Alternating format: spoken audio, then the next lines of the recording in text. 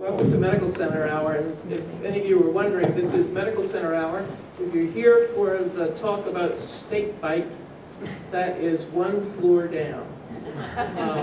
As far as I know, this talk may also be about snake bite, I'm not sure, but this is the Medical Center Hour, program of the Center for Biomedical Ethics and Humanities. I'm Margaret Mormon of the Center, and today we're honored to have with us from Duke University, Dr. Margaret Humphreys, on my immediate left, who's a physician and historian of medicine, who's going to speak to us about aspects of Civil War medicine that I think we're going to find both surprising and thought-provoking. I, for one, have long thought about Civil War medicine. Insofar as I have thought about Civil War medicine, I have thought about it solely as the source of some advances in surgical techniques made necessary by the wounds and the wartime conditions, and advances in nursing, which in this war had the chance to extend and perfect some of the theories and techniques that had been established by Florence Nightingale in the Crimean War just a few decades before. And of course, I think of the work of Clara Barton and the origin of the American Red Cross, and that's about as far as it goes. But a year or so ago, I was fortunate to serve on the dissertation committee of a doctoral student in history here at the university, whose subject was the ways in which Civil War soldiers on long campaigns in Virginia took action to take care of their own health. And it really opened my eyes to whole vistas of Civil War medicine and healthcare that I'd never considered before. Today, I anticipate that kind of eye-opening, a window into the history of some of our current practices and an illumination of experiences undergone by the persons who were engaged in that war that happened 150 years ago and yet always seems to be of recent memory. You have Dr. Humphreys' biographical material on your handout, as well as that of Professor Jodi Koste on my far left, who's an archivist from the Health Sciences Library at VCU in Richmond, and whom we're delighted to have with us today to respond to Dr. Humphreys' remarks. And then, as always, we will have time for your comments and questions toward the end of the hour. So, Dr. Humphreys.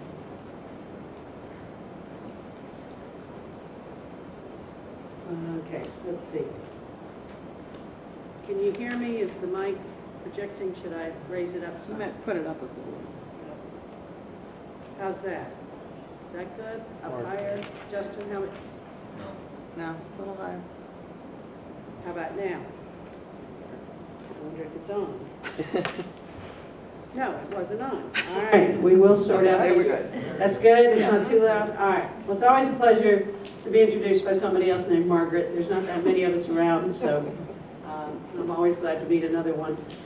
What I'd like to talk about today is to make some fairly simple points drawn from a book manuscript that is 450 pages long. It just went off to the press, and much cannot be said from that in this time period. So for all the criticisms that Jodi has planned, they're in the book. Okay, so I'd like you to come away from this talk with some sense of what a good hospital could do in the Civil War. That there were good hospitals. There were bad hospitals. The hospital could be a healing environment. And they weren't just hellholes that people like the guy in Cold Mountain went out the window to escape.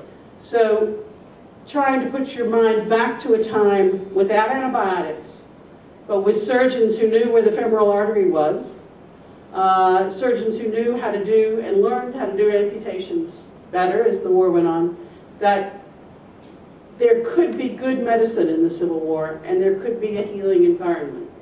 The music I was playing in the pictures of Satterley Hospital, I used Satterley, it's a big hospital in Philadelphia, as my example of a very good northern hospital.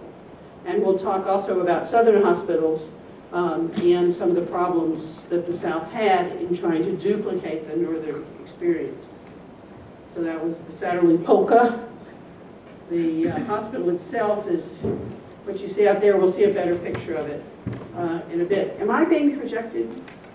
Okay. All right.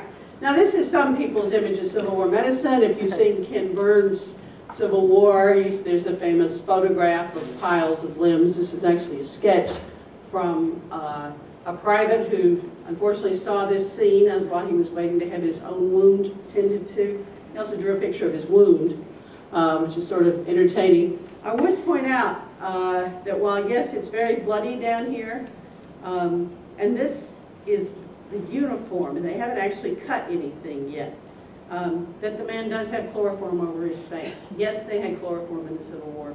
Most surgeries were done with anesthesia. Here's the wounded leg, here's the man with the saw in his hand. Bare hands, no white coats, these guys aren't even wearing aprons, which is unusual. And obviously there have been many people there before them. But this was also Civil War medicine. This is from the newspaper of Satterley Hospital. And you see some of the entertainments they had on offer. They had a pool table, or a billiard table. They had a library with a nice lady volunteer who would help you find a book to read. They had newspapers from all over the north. Hometowns sent their papers in so the guys would have something to read. They had a big assembly hall where they had, this is probably a woman singing and someone playing the piano, and they put on plays, they had lectures, they had debates. This was also Civil War medicine. Did we find them? They're right there. Okay, all right. So, one of my big points, and another version of this talk is called Not As Bad As You Think. 90 to 95% of hospitalized patients survived, although with a handout that's going to go around, we can talk about whether they did or not. But if you go to Chimborazo in Richmond, for example, the display there will tell you that only 5% of the patients died, or a number close to that. There was a difference between good care and bad care. They learned a lot from the Crimean War, as Dr. Moorman said, and improved on it. And the works of Florence Nightingale had a lot to do with spreading that gospel. What made the difference were clean, well-organized hospitals. And surgeons learning their trade and learning from each other. And also, as became more clear, much of this is learned as the war goes on, rapid transportation from the site of injury to a hospital bed. Now, I would argue that nursing was much more important in the Civil War than doctoring was. And I've put nursing in quotation marks here because it encompasses all of those things that a family member could do for a man if he was sick at home. The things your mother or your wife or your sister could do for you. Supply nutritious and appropriate foods you could digest or swallow. And spoon it in your mouth if need be, if you can't get out of bed. Cleanliness and avoidance of bed sores. Imagine hospital beds with a man with diarrhea who can't get up to any kind of bedpan, and he's lying in his own stool. There's nobody to help him roll over. He's got an amputation on his leg, and you can imagine the kinds of bad effects that follow. So, good nursing care in that regard. Cheerfulness and distraction. The Satterley Hospital pictures I showed you illustrate that. And basically all the work that women did at home before the war. So why did the Union and the Confederacy build hospitals? We're so used to hospitals. You know, hospitals are where you go when you're sick. But most healthcare had been done in the home before the war. Why did they build? I think at one point in 1864, the Union had 50,000 hospital beds. Why not just send the guys home where their family members could take care of them? One reason was that just proximity, how close the wounded man was. If he's wounded in Virginia, getting home to Illinois could be a big problem. And secondly, the Army would lose control over the bodies of those men. And we know that men deserted out of the hospitals on both sides, even when they were under armed guard. Even more so if they got home, they might not come back. And it's nice to think of Civil War soldiers as all rah-rah, I'm going to fight for whichever side. But if you read the letters of the men on both sides, they just wanted to go home by and large. So they had to keep control of them. Women knew that men were terrible at taking care of sick people. Sorry, but you know, that was not their job in civilian life. And so I have this phrase, the hospital is a liminal space. Liminal is one of these buzzwords that is used by cultural historians, and what I use it here to emphasize is that women are pushing into the military space and saying we belong in the hospital, just as the military men are pushing into the hospital saying we have to maintain military discipline in this circumstance. So you end up with most hospitals, at least the ones that are back behind the lines, having a lot of women in them providing a lot of the care. This is a slide from Harper's Weekly. Harper's Weekly is a great blessing to Civil War historians because shortly before the war started, they acquired the technology and the ability to put these sorts of engravings into a cheap weekly publication. This is actually an emphasis on the United States Sanitary Commission, which was a Red Cross-like organization based on the work of women in the North. And so that, I know it's hard to see, but this little circle here says our heroines. So you see the woman at the bedside of the sick man. The table was probably provided by the Sanitary Commission. The women know that you need a bedside table by a hospital bed. It's not something that necessarily the Army thought of. The man has a pajama kind of shirt on. The Sanitary Commission thought of this. The Army thought the guy could just go to the hospital in his uniform. And she's reading a book to him. There's another woman back there. Here's a nursing sister in the hospital. And in Satterley, the nurses, the actual nurses were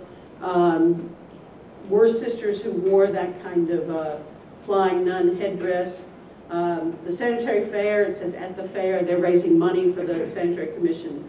Down here in the parlor, they're making clothing for soldiers. And up here, actually on the battlefield, providing immediate relief.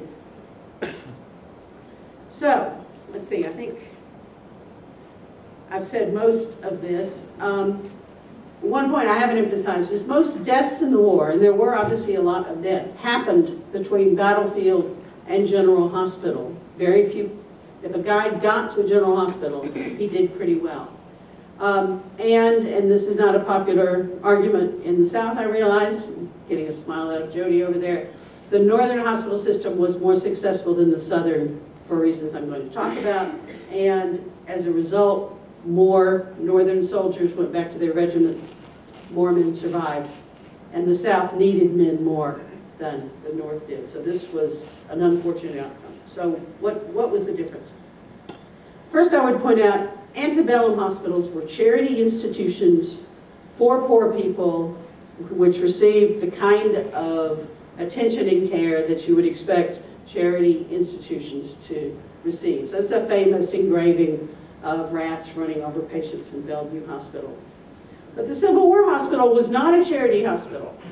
The Civil War Hospital had the middle class in it. It had affluent people in it, people who had never been in a hospital before, by and large, because they would have been taken care of at home. And they demanded different things.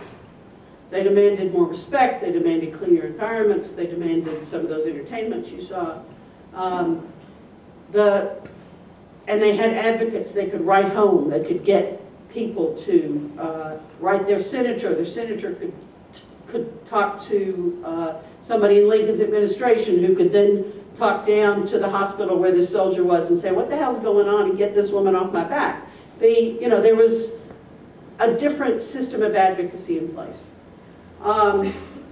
It was still part prison, part healing facility, but there was a lot of pressure to make the hospitals as positive as possible, particularly in the North.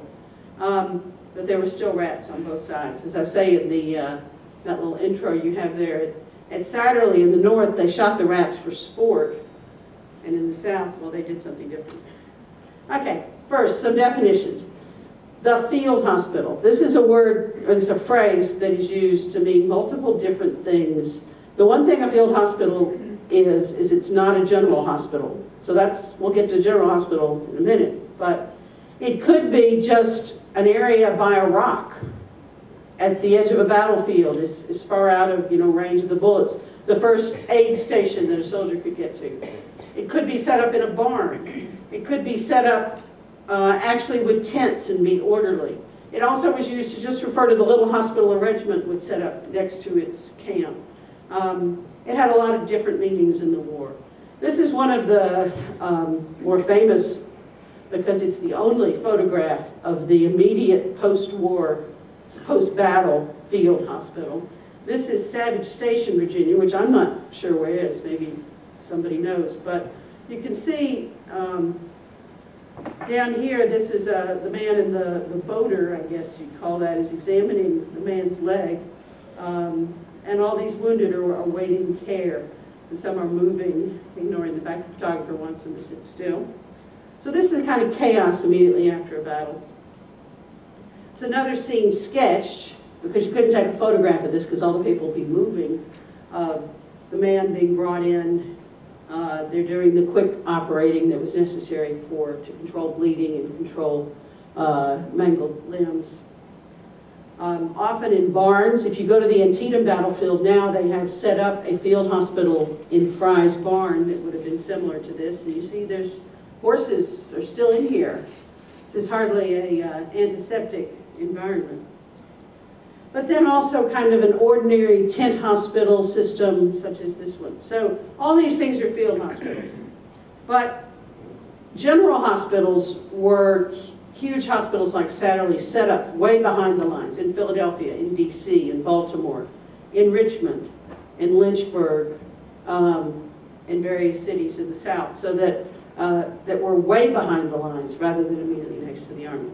So let's do a few numbers here. You could spend all day discussing how many men died in the Civil War. You could spend even longer on how many men fought for the Confederacy because of the fact that the records were lost when Richmond burned. But about 625,000 men died in the war, and about 2/3 of those were from disease, and only 1/3 from wounds or the aftermath of wounds. Very few men died in the general hospitals. You'll see mortality rates there of 2 to 10%. So one question, well, how come the general hospitals were so great is just if you could get there, if you last that long, then you're a survivor. Survivors survive. Somewhat of a tautology, but if it took you a week to get from the Gettysburg battlefield to a hospital in Philadelphia and you're still alive, well then you weren't that badly wounded to begin with. For example, at Gettysburg, there were 94,000 Union men engaged, 3.2 thousand killed on the spot, 14.5 thousand wounded. That's in July of 1863. So 4,000 wounded men arrived at Sanitary after the battle. That's one feature of the Civil War hospital. Duke ER, my home institution, would have trouble handling 5 people from a car accident that were all in severe trauma that came in at the same time. These doctors saw 4,000 people show up and they could take care of them. Of course, they didn't have to have quite all the technology, but still. So 4,000 men are dumped on Sanitary. It's 60 miles from Gettysburg. Only 25 men died at Sanitary Hospital in August of 1863. We don't know that they were Gettysburg men. We just know only 25 died. And only 110 for the whole year. So if you want to say, well, maybe they died between July 15th when they got there and August 1st. Well, if they did, still, at the most, 110 over 4,000. If you could get to Sanitary, if you could get to a general hospital, the hospital generally healed those men. Sanitary was also, though, a chronic disease hospital. It was sort of the end of the road, so if you kept getting moved from one hospital to another, and the most common disease that men had in the Civil War was the very unromantic diarrhea and dysentery. Margaret Mitchell has a Mexican war veteran stand up at the barbecue at 12 Oaks and says, you young bucks don't know what war is. You think it's all glory and fighting. I'll tell you what it is. It's dysentery and measles and pneumonia and what a war does to a man's bowels. And the man's family is all trying to shut him up. But it's true. And something like anywhere from one surgeon's reported cases was 2 out of 47 died. Other statistics, 6% died, 16% sent home. So these chronic cases, these men who just couldn't get better, were also at Sanitary. So in general, the general hospital emphasized ventilation. Florence Nightingale was very big on square feet of air per bed. She didn't know about the germ theory. Germ theory is not going to be formulated as such until after the Civil War, but she knew fresh air was important. Orderliness, nutritious food, food that's appropriate to each man, and attention to the care of each man, the bedding and so forth. The hospitals also served as a place to train medical students. There were a lot of medical cadets, as they called them, in Philadelphia. There's several medical schools, Jefferson, University of Pennsylvania, and those students became essentially, interns in these hospitals during the war. They became like small cities, thousands of beds. Satterley had one building whose whole function was to have cubby holes to hold the backpacks of the men. It had 3,000 cubby holes, and there was somebody in charge of knowing whose backpack was in which slot. And they followed what was called the pavilion plan. Now this is a model that was actually built, and somebody took a photograph of it, of Mower Hospital, also a big hospital in Philadelphia. And what each one of these little lines is a long shed, maybe the length, no, I shouldn't start to try to say the length. Anyway, they're long sheds with enough for 2 or 3 beds across, radiating around some sort of central connecting hallway. And the nice thing about it is you could isolate cases. You could say, well, this corner over here is going to be the smallpox area. We're not going to have any communication between here and the rest, and that sort of thing, because each shed was kept separate from the next one. This is the inside of a model hospital built for the 1876 exposition to show what those hospitals look like. This is the Gross Clinic hanging on the wall that was supposed to be in the art section of the Philadelphia exposition in 1876, but they thought it was too gross. Sorry. Anyway. So another example, Point Lookout, Maryland. And this is the Hammond Hospital, long pointer. And you see it's radiating around a central circle. Over here is a prisoner of war camp that also fed into that hospital. This is a photograph of Chimborazo Hospital in Richmond. There's a small museum there now, and somebody built this. I mean, this is a modern construction, and they took a picture of it. They had air balloons, by the way, to do spying in the Civil War, but it was moving too much. Their cameras couldn't take pictures. So you can see, again, the multiple pavilions. There's a photograph of Chimborazo that is the only picture we have of it. So, and here's Satterley, my friend Satterley. And you can see both the rows of the pavilions and the tents that they put up for expansion. Okay, I should move along. Let's see. Everybody agreed pavilions were the best. The Union had more of everything and could build many of them. The South did not, and so they built their hospitals wherever they could, such as here. They took the buildings of the University of Virginia. They took houses, tobacco warehouses, and built hospitals throughout the town. In Richmond, there's, I forget the number, 60, 70 different hospitals existed there at given times because they didn't have the money to build new hospitals most of the time. And it was, by the way, the Charlottesville Hospital was famous as being one of the better ones. One North Carolina soldier said that he was 300 yards from the University of Virginia. The food is good. It's better than any hospital I've ever seen. Such good food and well prepared will strengthen a man when he's able to eat it. So, but for most hospitals, this wasn't the case. The key difference between the northern and the southern hospitals was food. If you look at the letters of Confederate soldiers hospitalized home, every one of them practically is talking about food. They want the families to send food. They want them to send food not just for the soldier to eat, but so he can sell it to his friends and make some money. And so they tell them how much things cost. You can get $2 for a possum, said one of them. So go trap some. Some Confederates say, I'm just too hungry here in the hospital, I'm going back to my regiment. And that particular guy is back in the hospital very quickly. He was too weak. it's not that the Confederacy didn't know the same things the Union knew. It's that for complicated reasons having to do with food supply, money supply, what the land had been used for, which was growing cash crops, there just was not enough food. And the war was fought, particularly in Virginia, on the fields that should have been growing food. They also lacked medicines, such as quinine, which was a very important drug for malaria. There's stories of smuggling of quinine in hoop skirts, which is why I have Miss Scarlett here. Luciana is a doll at the Museum of the Confederacy that was used for smuggling quinine. They tried to make quinine or find substitutes and used dogwood bark in whiskey with various things to try to substitute for quinine, but didn't work. When am I supposed to be done? I feel like I'm way behind. Probably about by 10 after. Oh, okay, all right. All right.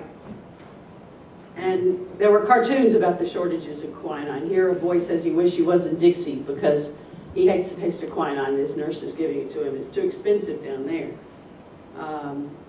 Or two Confederate pickets saying, cold, yes, and I'm just getting another shake of that agar, meaning malaria, and no quinine in the Confederacy.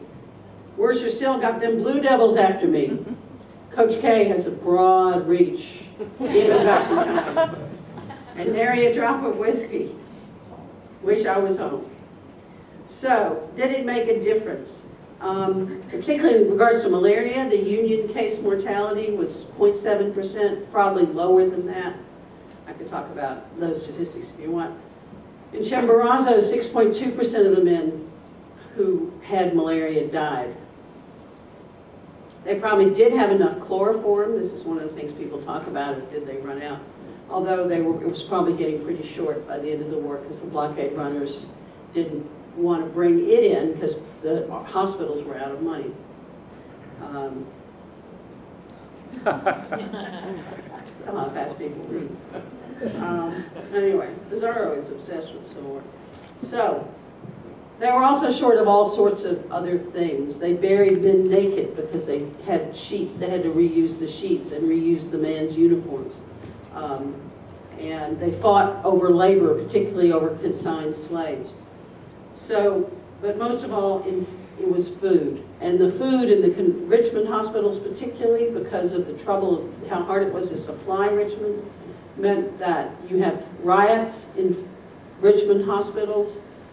And this famous note from Phoebe Pembroke, the nurse at Chimborazo, epicures sometimes managed to entrap them rats and secure a nice broil for supper, declaring their flesh was superior to squirrel meat.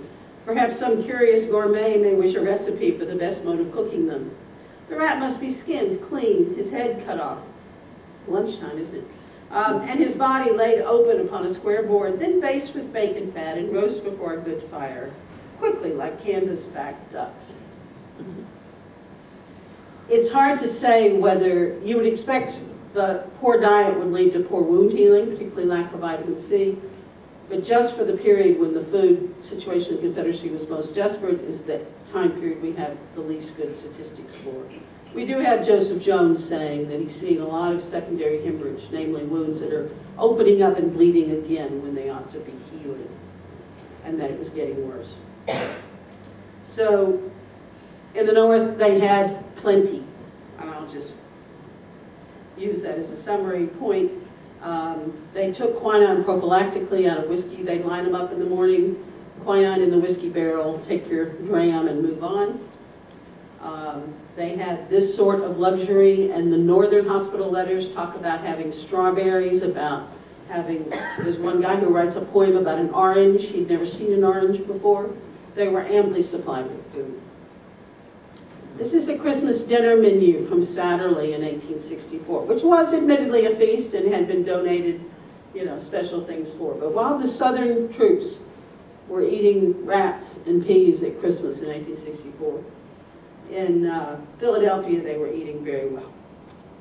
So, and it shows in morale in the letters home, and Drew Faust just made quite a bit about the difference in the Confederate morale and the importance at the end of the war. So, what difference did it make? There's a sheet gone around, which I could use a copy of, that shows you some of the statistics from the southern hospitals. The part of the problem of trying to figure out what difference it made is that the outcome of so many men is unknown. It is true that, first of all, there's two versions of the Chimborazo data.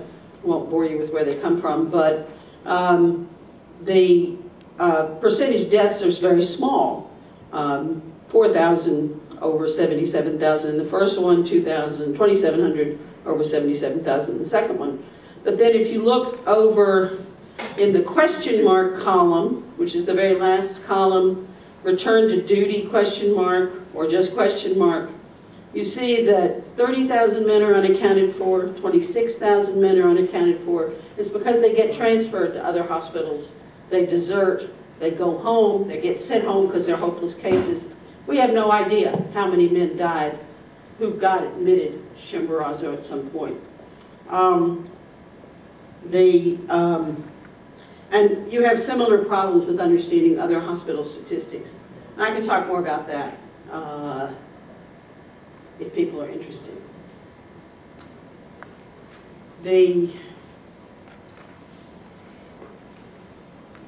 Right. Okay. One of the bitter points of where Lee was going when he ends up surrendering at Appomattox is he was trying to find a train load of food for his men. They were starving. And one of the first things Grant does is send 25,000 rations to Lee's army. So in summary, northern hospitals were better than southern hospitals, not because of knowledge or intent or will, but because of supplies, food, and every other kind of effective material that makes a difference in healing, including the drugs that they had that were effective. And the differences mattered. You could see the Civil War hospital as an invention of the modern hospital, and I could go on this. It had affluent people, it had medical students, it had ranks of hierarchy of teaching where the better surgeons oversaw the lesser surgeons and so forth. It was not a death house, it was clean, well ventilated. It had distinctive offices, it had pharmacists, it had nurses organized, it had an organized kitchen, sort of everything was there. But it was too early. One of the things about Satterley is it just disappears.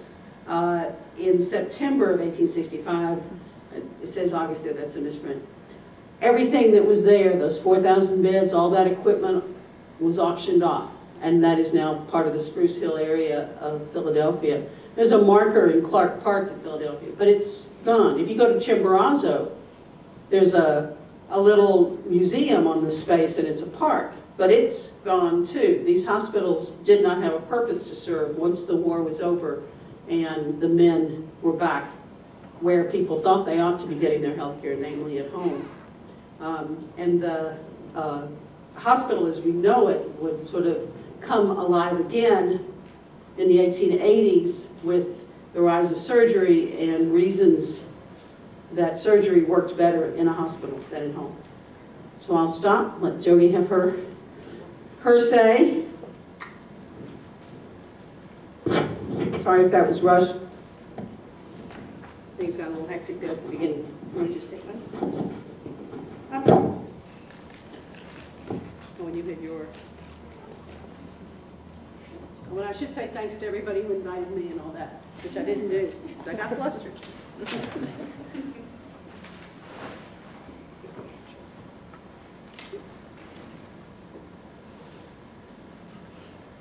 Well, I'm here, fresh from the former capital of the Confederacy, to defend the honor of the South.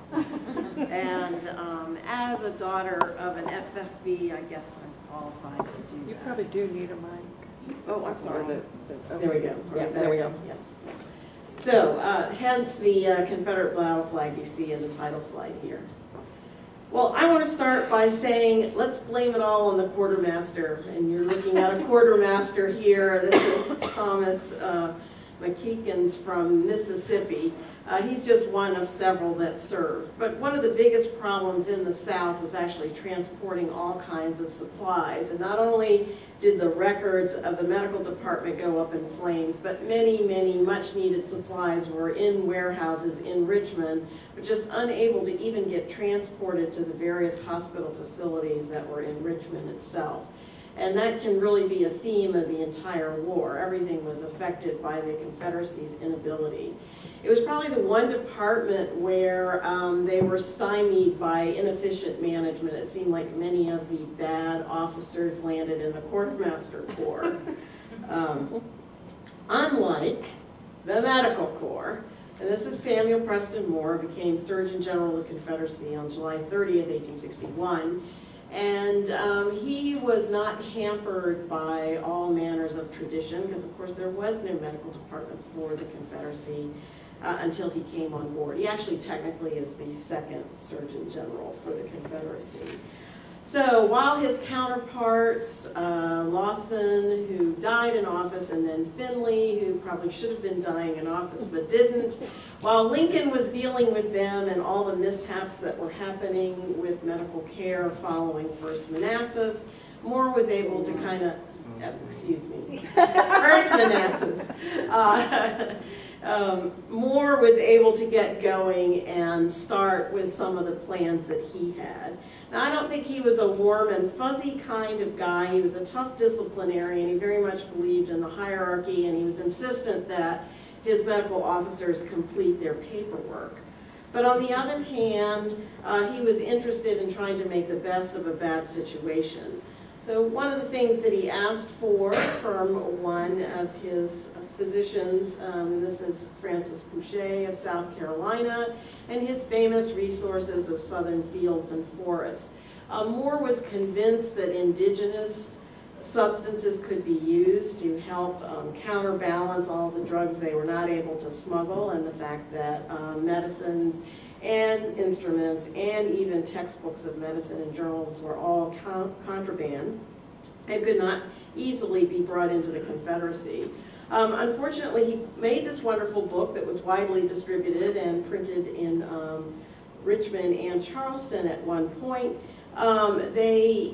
Most of the remedies didn't work, but not for lack of trying, and Moore really pushed this throughout the war. Well, speaking of drugs, here are some of all of our favorites from the Civil War period. Most of them were pretty darn worthless except quinine. So on the one hand, because the Confederates didn't have a lot of these, there probably were some soldiers that didn't get some of the useless drugs. But there, as Margaret pointed out, there were others that suffered from a lack of quinine in particular. Well, another thing that Moore had done was that while there were military manuals of surgery, they used the ones that came out of the experience in the Crimea, and Samuel Gross prepared one for the North. Moore wanted a Southern view, and so he supported J.J. Chisholm's Manual of Military Surgery that went through multiple editions and includes not just information on military surgery, but also information about clothing and food and other information that would be useful for the care of soldiers. Chisholm was a very interesting surgeon. He was later a medical purveyor, worked closely with the drug laboratory in South Carolina. And he also developed this device, which is known as the Chisholm inhaler. You saw in one of Margaret's first images how a cloth was being held over a soldier's nose to administer the chloroform. That could be somewhat wasteful. The Confederates had to conserve what they had because surgeons, as she said, I'll confirm, surgeons did operate with the anesthesia. This device allowed them to use less. The two ends could be put under the patient's nostrils and they could drip the chloroform in and it would not be so wasteful. Also, it would not be blowing out all the surgeons that had to administer it as well.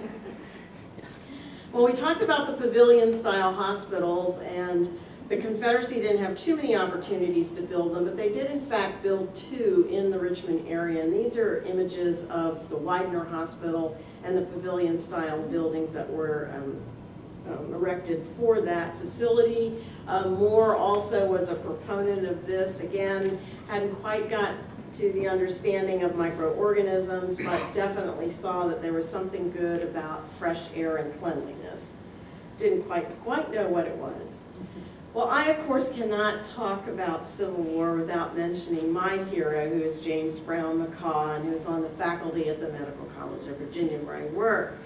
Mccall was commandant at Chimborazo Hospital, and he kind of had the best of both worlds. He was commandant, he had access to the whole military system, but he could pretty much tell Samuel Preston Moore to blow off when he didn't feel like dealing with him or filing his paperwork. So Mccall was somewhat innovative. His general hospital, Chimborazo, included bakeries and was really a world unto itself. He also had pastured goats there on Chimborazo. I'm not sure quite why, but he believes strongly in the medicinal value of goat meat. Probably just any kind of meat would have been good, but for whatever reason, he was into goat meat. So he administered Chimborazo all the way until they surrendered in April of 1865. And in fact, when he surrendered the facility, the medical officer with the commanding general that came to take over the facility was the son of Valentine Mott, who had been Mccall's mentor while he was in medical school in the North, I might add. A couple things real quickly about nursing. Again, can't stress enough the importance of nursing and even the steps that both the Union and the Confederate government took to actually recognize this role and the importance of women in this role, and actually passing legislation that created positions of matron and included some pay for it. A famous nurse is this one here, and I love showing her in her party dress on the left. That's Sally Tomkins, who most of you probably recognize from the image on the right when she's in her nursing garb. And she, of course, provided nursing care at the Robertson Hospital, which you have statistics on from Margaret. Well, another one of the things that Moore did, he was very interested in what we would call continuing education today. And during his time, he saw to it that a journal existed, the Confederate States Medical and Surgical Journal. I guess the debate is still out about who actually was the editor, although most people give Mccall credit. If you read, he did edit journals before the war, and if you read some of his editorials, the writing looks very similar to, in a similar style, as what you see here in the Confederate States Medical and Surgical Journal. It's very valuable for us, as Margaret mentioned. Most of the Confederate records, or a good portion of the Confederate medical records, went up in smoke, so there is some statistical information. We know all kinds of things. It includes reports from foreign medical journals. It includes a number of different case reports. Also talks about some of the innovations that surgeons were able to come up with to treat the sick and the wounded. Another one of the things that happened, this is the Medical College of Virginia. It's a post-war photo, but it's pretty much what it looked like at the time of the war. It consisted of two buildings. The one on the left, which you can still see today, it's our Egyptian building, a national landmark. And on the right was our hospital facility. The hospital facility did house Confederate soldiers for 2 years until the Confederate government took over all hospital facilities. The faculty here invited other surgeons in town to get together to again do some continuing education with the blessing of Samuel Preston Moore, and they formed the Association of Army and Navy Surgeons and met monthly. In fact, they were to have met as late as March 27, 1865. Well, the medical department realized that the college, and you can see the Egyptian building way up in the right, I've got the arrow on it right now, so you can kind of see it in context here. The medical department, which is not far away, just over, just outside the picture, realized that the medical college could be an important resource for them, and Moore actually worked very closely with the school throughout the war. Obviously, they did house soldiers for a while, but then it became apparent that the medical college could serve as a training ground. And Samuel Preston Moore worked with the school to devise a program where hospital stewards could be transferred to Richmond, serve in Richmond hospitals, and take medical school classes at the same time, with the idea of getting students out faster as trained physicians. And this is interesting because this is probably the seeds of what happened in subsequent wars, particularly during World War II, when the whole medical curriculum was accelerated to get physicians trained and out to help the armed forces. This gentleman deserves mentioning. This is Levin Joines. He was dean of the medical college during the war. He worked tirelessly on behalf of hospital stewards and as well as the students that were there at the school. He personally ran a lot of paperwork through the Confederate bureaucracy, so many of those stewards could get their transfers in time to actually take classes at the medical college. Another interesting thing that he did, and I don't know if this is a first or not because we've never been able to find Samuel Preston Moore's answer, but the faculty asked Joines to go see Moore. They were visiting patients with their students, both at the college and in the hospitals all around Richmond. And they were interested in using military patients as subjects of clinical lectures, but did add on the condition of their consent being first obtained. So I thought that was very interesting. Unfortunately, I've never been able to find what was Samuel Preston Moore's response. Well, I'd like to end on this note because I think it's another important one, and another seed is planted during the Civil War that becomes a major part of military life in subsequent wars, and that's Samuel Hollingsworth Stout, who was responsible for the hospital on the move as the Confederate armies were retreating and trying to stay away from the advancing Union Army out of Tennessee and into Georgia. He constantly had to move his whole hospital system, his general hospitals, his hospitals behind the lines. And he became quite proficient at doing this. He was very good at selecting appropriate sites that had good ventilation, that were not next to the stream, and so forth. And so some of what he put into practice would wind its way into what was ultimately became a mobile hospital unit in later wars. And so with that, we will turn it over to questions. Come on up, Margaret. So if both of you would take a seat and you'll need mics. But I will thank you both for very illuminating talks. And it was also interesting to hear the discrepancy in the language of how one speaks about the different battles, how one indeed labels the war, depending on your vantage point.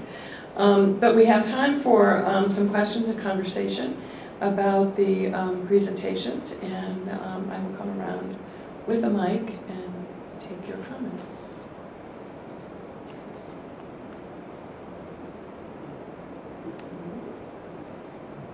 Well, I will ask, well, I'll go ahead. One question, I guess this is to you, Margaret, but either one of you can take this, is that in reading about World War I, for example, the soldiers used to talk about their good fortune in getting a wound that was a blighty, one that would allow them to return to Britain. So a wound that wouldn't kill them, but one that sort of made it possible, and the temptation to inflict that wound on oneself. How much of that was an issue in the Civil War? And actually, were they able to go home because of certain wounds, or was everybody patched up and sent back? Well, sir. Hello. Hey, there we go. Certainly, there was a lot of discussion of malingering, and usually it is one soldier in a hospital saying that some other soldiers are faking it, that they're in terrible pain and horrible condition when the surgeon comes around, and then as soon as he's gone, they're up and playing cards and having a good time. You certainly, as I said, rarely hear people in the hospital saying, "Oh, I'm desperate to go back to my regiment." They were, the one example that was different from that is a guy who was in a convalescent hospital, was one of the Pennsylvania regiments, and he was in a convalescent hospital on July 3rd, 1863, and complained about how bored he was. Well, his regiment was at Gettysburg that day, so there certainly, soldiers knew the difference between being safely in the hospital and not. Whether people deliberately wounded themselves, you know, to shoot yourself in the foot on purpose, I don't know an example of that, but I wouldn't be at all surprised. I more heard stories where soldiers knocked out their front teeth and then they were unable to fire their, you know, rip off the top of the powder cartridge and load a gun, but not the other ways of getting wounded. I'm Roberta Culbertson with the chaplaincy program here, and I noticed that in all those wonderful things that were going on in Sanitary, there's nothing there about the role of clergy, so I just wanted to ask, what was the role of clergy in these two places? Well, Sanitary. There's a delay. Okay. Sanitary had the director of Sanitary was a Quaker, but he chose for his nursing staff these Sisters of Charity out of Emmitsburg, Maryland, so these nuns. And the nuns' memoirs of the hospital talk about Father McGrain and their attempts to convert men in the hospital wards while they were in Sanitary. The men were quite, even the Protestants were fond of getting various talismans, which they saw as good luck charms, and the nuns were worried that they weren't treating them properly because there was a thing called an Agnus Dei, which was a little lamb imprint in wax that supposedly was from candles that had burned in St. Peter's and blessed by the Pope, and you'd wear this around your neck.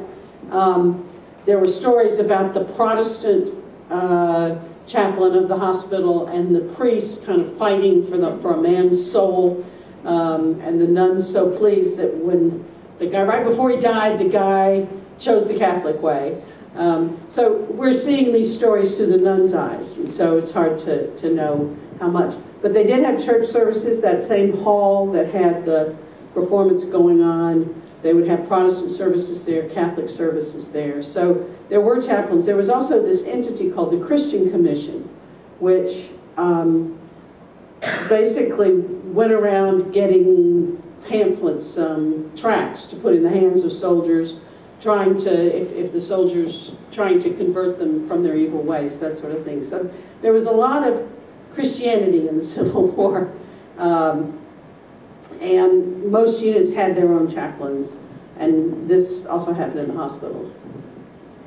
Did you want to chime in? I was going to say on the southern side, there's a Dr. Quinn who was both a surgeon and a chaplain, so you can't get any better than that. You can minister in both ways. Hi, thanks for talking to us. My name is Lauren.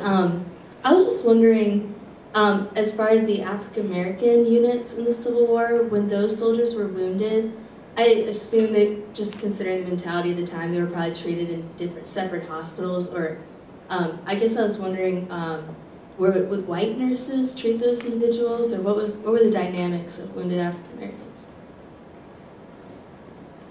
I have a book on this, so, on the health care of the black troops in the Civil War, so I recommend that to you. They always put them in segregated wards. Some doctors treated them badly. Some doctors defended them, and so there was a lot of controversy about that, whether the black soldiers' hospitals were up to snuff, if you will. The nursing situation was difficult.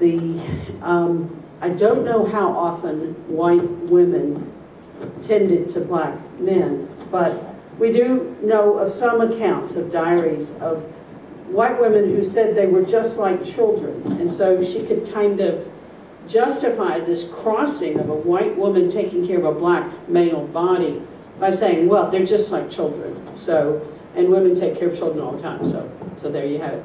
There was also in St. Louis a doctor who had his white head nurse start to organize nursing training programs among the black female refugees in St. Louis so that there'd be black female nurses. There were some black women who were just in the neighborhood who helped out in the hospitals. So we know there were some black women who nursed black men and some white women, but in general they didn't get as good health care. Now in the South, if I can, I don't know, Jodi can say this too, but 3/4 of the staff at Chimborazo Hospital were black.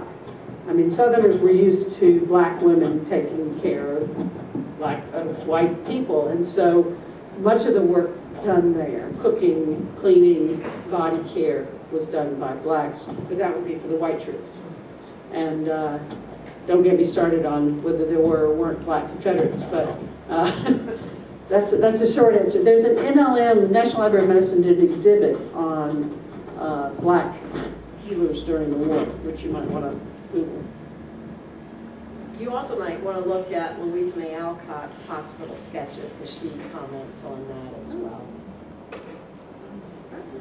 Hi, I'm Anthony Bradshaw, first year medical student here, and I was wondering if you all could comment on how, you said when the middle class started going to the hospitals, they demanded more respect. How did that impact the physician-patient relationship? Because generally we have a pretty paternalistic view of medicine at that point. So I was wondering if you could elaborate a little more. We have some anecdotes. For example, a fellow who was hospitalized in St. Louis who apparently had a very interesting wound, and it happened to be in his groin.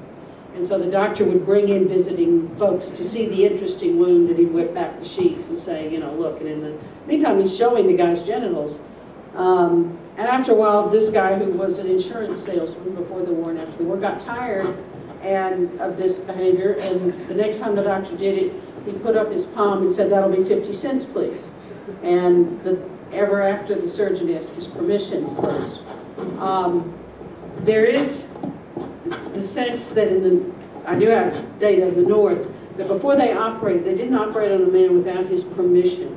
In the South, good old Samuel Preston Moore issued an edict saying you could operate on a man even if he refuses, because it's for the good of the Army. So one suspects that it's moving more toward, not that it's equal now, but that it was moving more toward one person in a class dealing with a person of an equal class, as opposed to simply being hierarchical. I'm afraid we've come to the end of our hour, but those of you who have additional questions are welcome to come down front after we close and talk with either Margaret or Jodi or both. Again, we'd like to thank both of you for your presentations. We will invite you back for next week's Medical Center Hour, which is again in this room. It's the Annie G. Lipscomb Lecture of the School of Medicine. We have David Newman from the Department of Emergency Medicine at Mount Sinai in New York coming. He's author of a book called Hippocrates' Shadow, and he'll be talking with us provocatively about healthcare's most critical reform, the doctor. So we'll see you then, and a hand of applause for our speakers today.